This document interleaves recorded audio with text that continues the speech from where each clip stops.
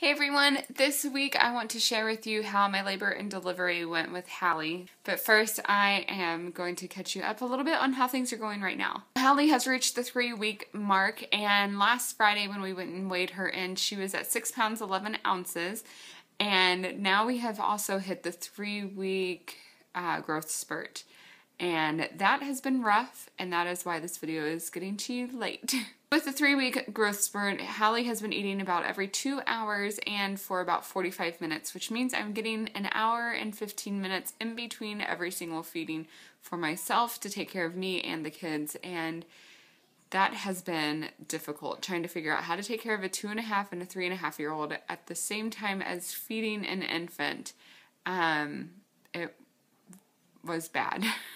Labor and delivery this time, again, was a lot different. They say every single time it's going to be different, even for the same person, and that is correct. This time was a little bit more like Zeke's birth, but I also had flashbacks of Hannah's birth during this labor and delivery process. The evening of January 26th, when I was going to bed, I was having some crampy contractions, but it wasn't anything too uncomfortable. I was able to easily fall asleep, so I didn't even worry about trying to time them. But at church the next morning, they were coming pretty regularly, and they were pretty crampy. But again, not too bad, but I went ahead and got my phone out and started timing the contractions about towards the last half of the service. And then our family and my mom took us out for lunch, and so I kept on timing the contractions, and they kept on coming pretty regularly. But again, they were kind of sporadic like they were with Zeke's birth, which made me nervous because with them coming sporadically and lasting, I don't know, everything was just sporadic. The length of them and how the distance between them was sporadic. And it made me nervous because that's how Zeke's was. And Zeke's, I was in real labor. And so this time I was thinking, this really could be real labor. But again, nothing's predictable whenever they're not coming like they're supposed to in the book, and like they did with Hannah with my first birth. And so I was just kind of all right, we're just going to see how this goes, and we'll make it happen. After lunch, we came home, and I thought about laying down, or I tried to lay down and was going to take a nap, but the contractions were too strong for me to just relax and sleep through them. So I decided to just start baking and just getting my mind off of it, do something so that I can be distracted and not try to predict and think oh, well, a contraction should happen now kind of thing. And so stayed home and walked around the house while I baked, and it was about 5 o'clock that I decided to go ahead and go in. I had the go-ahead from my doctor. Whenever I thought that I needed to go in, I should go in. And so 5 o'clock, we left the house and went over to the hospital. And they have these little rooms that you have to go in, and they check you first to see if you're actually in real labor, and they talk to you for a while to see how you handle your contractions, and then check to see how far along you are. And so I got on the bed, and they checked me, and I was only 1 centimeter, which I was the week before at my doctor's appointment, which was really disappointing because I was thinking all this walking around that I've done around the house, it didn't do anything. I haven't progressed. I thought I would at least be at 3 centimeters.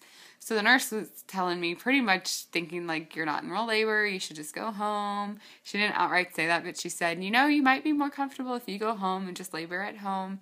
Or if you want to, you could walk the halls and see if you progress in the next hour. And man, I really struggled with that because I kind of felt like walking the halls of the hospital was kind of the walk of shame. Especially that this was my 3rd kid, and thinking I should know if I am in real labor or not. This is my 3rd kid. By now, I should know what's going on. And so walking the halls was this is going to be really embarrassing if I walk the halls for an hour and then I just go home. I don't want to do that. And I really didn't want to go home just right then anyways, because that would embarrass me as well. It's just my pride getting in the way, I guess, kind of thing.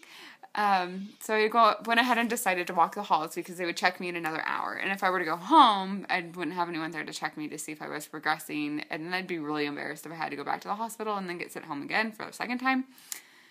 Yeah, so I walked the halls. And I hated it. Every single time we saw somebody, I'm I wonder how many women come here and have to walk the halls and then they just go home. I do not want to be one of those people. And so I walked the halls, and my contractions were coming every 2 minutes, and they were pretty strong. And it was just not fun. And so luckily, the nurse saw me, like, I think it was like 2 minutes before the hour was up, and she's like, I'm not going to make you do another round. You can come on in, we'll check you and see how things are going. And so she checked me, and I was at 3 centimeters, which was awesome because I would have been really angry if all that pain that I had gone through for that last hour did absolutely nothing. So she called my doctor, and the doctor said, all right, go ahead and admit her, and we'll see how she progresses. When they moved me into my room, the nurse, I absolutely loved the nurse that I had. She went ahead and put the request in for an epidural for me. They have an anesthesiologist in the hospital, and I was like the 3rd person on the list. And she was trying to be very optimistic and didn't want to let me know that she was kind of nervous that I may not get it in time.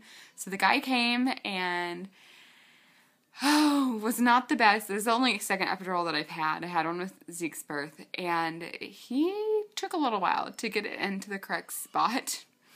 And it was not too pleasant getting it put in. And then I was kind of sore for like the next day after Halle's birth with it, but it was kind of like, it was just not very fun. They had Tim leave the room for them to put the epidural in, which I thought was kind of strange. They didn't do that before at a different hospital when Zeke was born. So he had to leave the room, so it was just me and the nurse and the anesthesiologist. And thankfully, I absolutely loved our nurse. She helped me so much through my contractions that I had while the guy was trying to do my epidural. And it was it just seemed like it took way too long to get that epidural in. He had it, like, he told me, first of all, like, let me know if you feel any numbness or tingling in any of your legs and where it is. And so, like, I think it was like 3 or 4 tries that he finally got it in the right spot. And he told me while he was doing this, he goes, I can tell that you are in a lot of pain, so I'm going to go ahead and make this a little bit stronger. And man, did he make it stronger. I could not feel anything. When I had an epidural with Zeke, I could still feel, like, at least the pressure of when I would have a contraction and my stomach was tightening.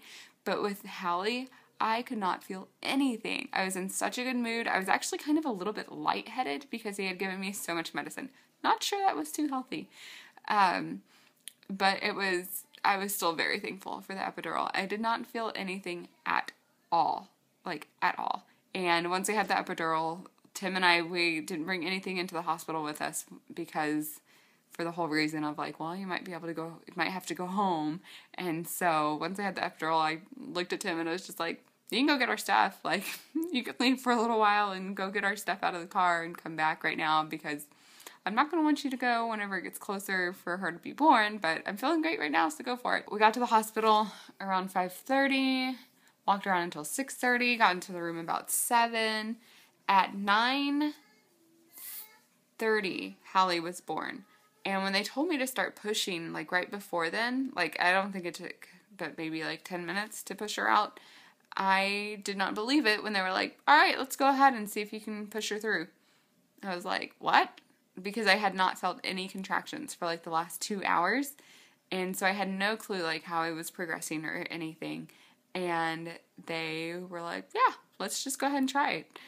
And so I could not believe it. I couldn't feel anything to push. They said I did a great job. I could not feel anything at all. Thankfully, this was not my first pregnancy because otherwise I would have had no clue, like, how I was supposed to push, was not feeling anything.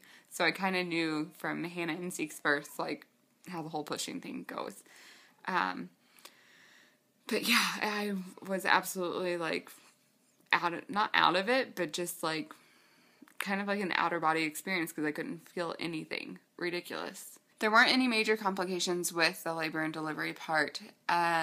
Whenever you have an epidural, sometimes the heart rate of the baby kind of drops a little bit because when you're relaxed, they get kind of relaxed as well, which can kind of be scary. And I'm always, like, asking the nurse, like, how's her heart rate? How is she doing? Is she okay? Kind of deal. And when her heart rate had dropped, like, pretty close to, like, I don't know, like 20 minutes before she was born, around 9 o'clock, her heart rate had dropped pretty good, and she couldn't actually find the heart rate with the heart rate monitor on my stomach, so they were going to do an internal heart rate monitor, and somehow, like, the little stick thing got stuck on something else that wasn't supposed to, and so other nurses were coming in, and the doctor was in there, and they were just trying to like get it on Halle instead. But at that point was when the doctor was like, you know, she's really close here. Let's just see if she can push her through. And I was just like, my jaw just dropped, like, what? Like, I was already kind of confused, like, as to why there were so many people in the room. And then they were like, yeah, she's going to be here. Let's go ahead and meet her. And I was like, really? Didn't believe him. And so, I don't know. It was just different. It was a different birth. I don't know. It wasn't bad at all. But then the scariest part, though, was whenever Halle was born, her umbilical cord was wrapped around her neck. And it was with Zeke as well, but his was loose enough to where the doctor was able to just kind of just undo it and take it off of his neck.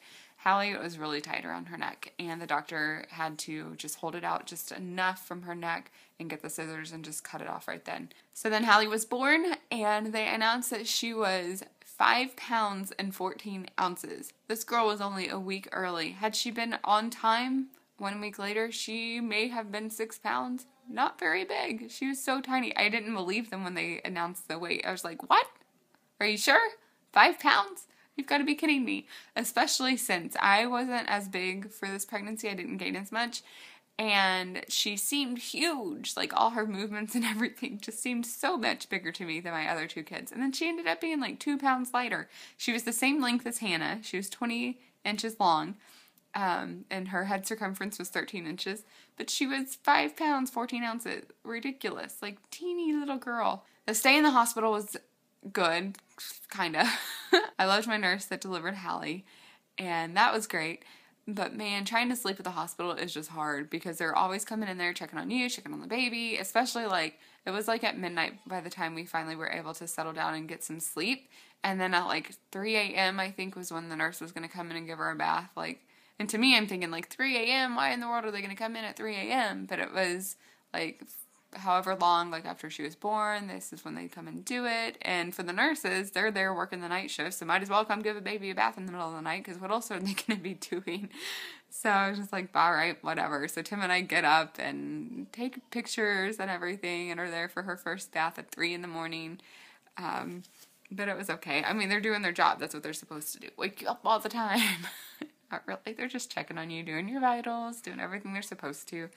And so neither one of us really got a good night's rest. I think Tim actually had a worse night's rest than I did because I was completely exhausted. I actually slept pretty good in the hospital room. But Tim not being in his own bed and not having the great workout like I did, he just really didn't sleep well. So the next night he stayed at home, which was a mistake on my part.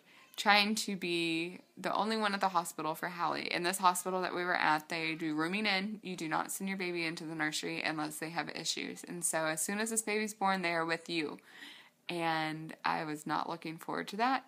And I didn't really think about that it would be an issue of that second night because the first night really wasn't too bad. She was okay. But the second night, Halle was very needy. Like, always wanting to nurse constantly, always wanting to be with me. As soon as I would try to put her down in her little crib thing, she would just start screaming at me. And I had it. I think it was probably, oh man, what time is it? Maybe 4 in the morning. I ended up finally calling Tim in tears. I was just like, I cannot do this. Like, I need you to come back up here and give me a break. Like, give me at least 1 hour. Just hold Halle and give me an hour. But luckily at that same time, the nurse that was on duty came in and was like, I have some time right now. I can take her and see if one of the nurses can calm her down for you so you can get some rest. And I was so grateful for that. I think she felt extra bad for me because I was just in tears, like, and on the phone with Tim at that time just saying, like, I cannot do this. I don't know what I'm doing. I cannot do this. I need some rest. I'm just so exhausted. I can't do this. And so along with all my worried about being embarrassed and everything, the next day, the doctors that all came in, all the nurses that came in had heard of my rough night that I had. But I was still very grateful for them to take Halle off of my hands so I could just get like an hour. I think I got like an hour and a half of sleep at that point, which was a huge difference to just get an hour and a half of sleep. And then after night 2, we were able to go home. We actually had the okay to get released by like 11, and then weren't actually let go until like 3 in the afternoon or something. Took a little while to get paperwork done, and there was somebody else that was leaving the hospital before us that needed to get discharged, so we had to wait for that all to happen first too.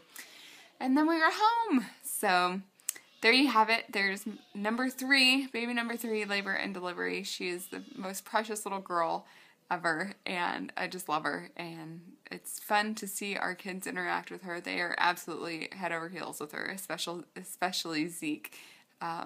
I think him and Halle may have a little special bond there, but it's also, I love just sitting and watching Hannah interact with Halle, and she'll just lay there and chat with her and talk to her and have some little sister time, and it's so cute to see our kids interact with her. We love her, and it's definitely tiring having an infant, especially with 2 kids under 4 in the house along with her, but we love them. They're so great. I wouldn't have it any other way.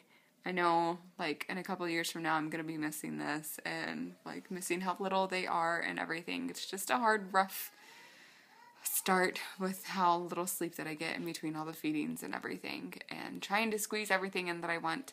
So, and I'm thinking right now was a good and bad time to give up sweets for Lent, because I'm so stressed, like, all I want to do is have something sweet to eat. And we had our landlords over for dinner tonight. They brought dinner for us and stayed, but they brought a batch of brownies, which is my absolute favorite. And I told them that I gave up sweets because I didn't want to just be like, oh, thank you, and, like, pass it up and, like, feel kind of rude. And so I'm sitting here. I have a plate of grapefruit that I'm about to eat because I really want something sweet. And so I'm going to have some fruit. Well, the brownies call my name over there, but I'm not going to have them because, yeah. But I'm so glad that I have given them up this time, though, because otherwise I would just be probably packing on the pounds with all the sweets that I want to eat with being stressed and exhausted and tired, and that would just make me sick. Keep sticking around. Subscribe if you haven't already. Thumbs up if you liked this video, and stick around. I'll continue to share what's going on with Halle, and gonna start sharing how I'm gonna get in shape. So thankful that I'm having grapefruit, not brownies, tonight. I'm very thankful for that. I am. I'll keep on telling myself that. See you later. Bye.